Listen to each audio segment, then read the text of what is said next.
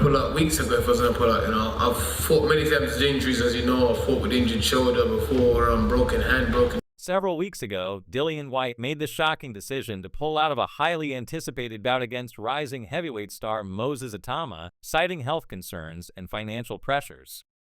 This withdrawal came as no surprise to some, given Whyte's history of fighting through injuries, a torn shoulder, a broken hand, cracked ribs, and even illness.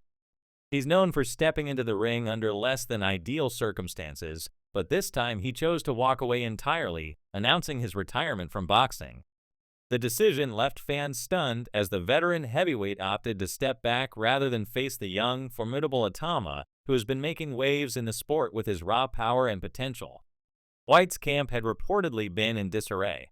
The costs of preparing for a fight of this magnitude were substantial, and uncertainty surrounding his management team only added to the strain. He explained that pulling out early was a strategic move to avoid sinking more money into a training camp that might not pay off.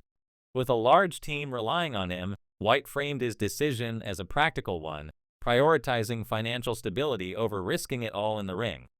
However, the timing of his announcement, mere weeks before the fight, raised eyebrows and sparked skepticism across the boxing world. Promoter Eddie Hearn didn't mince words when reacting to Whyte's retirement.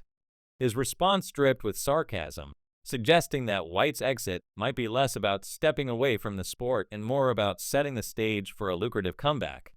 Hearn hinted that Whyte could be angling for a bigger payday down the line, using retirement as a bargaining chip to inflate his value. He even questioned the sincerity of Whyte's decision, pointing out that the veteran fighter's physical decline might have forced his hand. According to Hearn, Whyte's punch resistance has waned, his speed has diminished, and his hunger for the fight game may no longer be what it once was. In Hearn's view, this wasn't a graceful retirement, but an escape from a matchup that could have exposed Whyte's vulnerabilities against a younger, hungrier opponent. Hearn's comments struck a nerve, as they painted Whyte not as a warrior bowing out with dignity, but as a man dodging a challenge he wasn't prepared to face. The boxing community echoed this sentiment, with many believing Whyte was running from Itauma, whose reputation as a devastating force in the heavyweight division has been growing rapidly.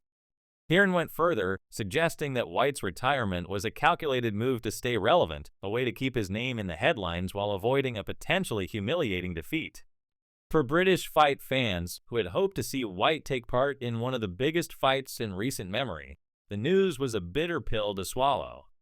Hearn acknowledged Whyte's impressive career, but couldn't resist a parting shot, implying that if this was indeed the end, it was a disappointing way to go out. The criticism didn't stop with Hearn. Boxing analyst Johnny Nelson weighed in with a scathing assessment, calling Whyte the boy who cried wolf. Nelson argued that this wasn't the first time Whyte had pulled the retirement card or leaned on excuses to avoid tough situations. Fans, he said, were growing tired of the pattern. Each time the pressure mounted, Whyte seemed to find a way out, whether through injury claims, retirement announcements, or controversies surrounding failed drug tests.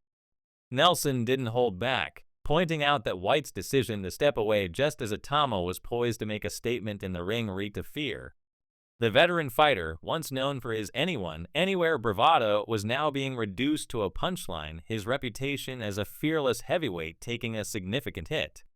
Carl Froch, another prominent voice in boxing, added fuel to the fire with his blunt take on the situation. Froch was visibly frustrated, questioning whether Whyte's retirement was genuine or simply a ploy to stay in the spotlight.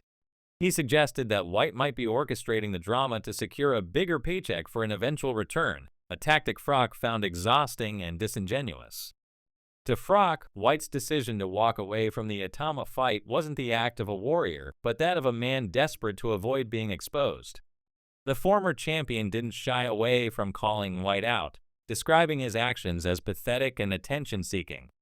Froch's exasperation resonated with many in the boxing world, who felt that Whyte had squandered a chance to prove himself against a rising star. Duke McKenzie took the criticism to another level, labeling Whyte's decision as not just unprofessional but a betrayal of the sport, its fans, and even his own legacy. McKenzie argued that Whyte's choice to retire rather than face Itauma was a slap in the face to the boxing community. Real fighters, he said, don't back down when the going gets tough, they step up, even if it means going out on their shield. By pulling out, Whyte had failed to pass the torch with honor, instead choosing to abandon it entirely. Mackenzie's words carried a personal edge, as he suggested that Whyte's decision was an affront to his father, who had likely stood by him throughout his career, believing in his toughness. To Mackenzie, this wasn't just a career move, it was a coward's retreat, one that tarnished everything Whyte had built over the years. The controversy surrounding Whyte's retirement was further complicated by his history of failed drug tests.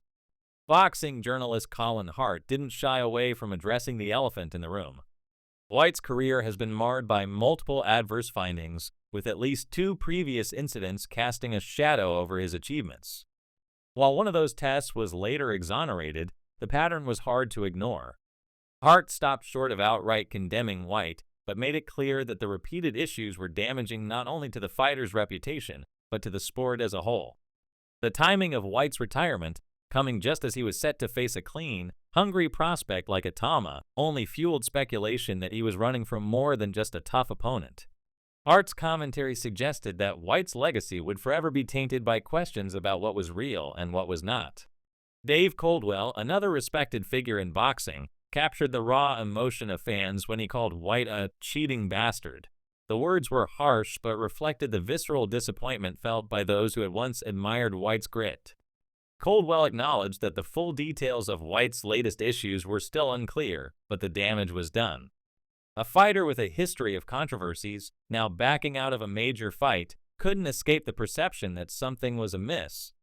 For Coldwell and many others, Whyte's decision to retire felt like a betrayal, a dirty move that left fans feeling cheated. The stain on his legacy was now permanent, with his once proud reputation as a fearless brawler reduced to a series of question marks.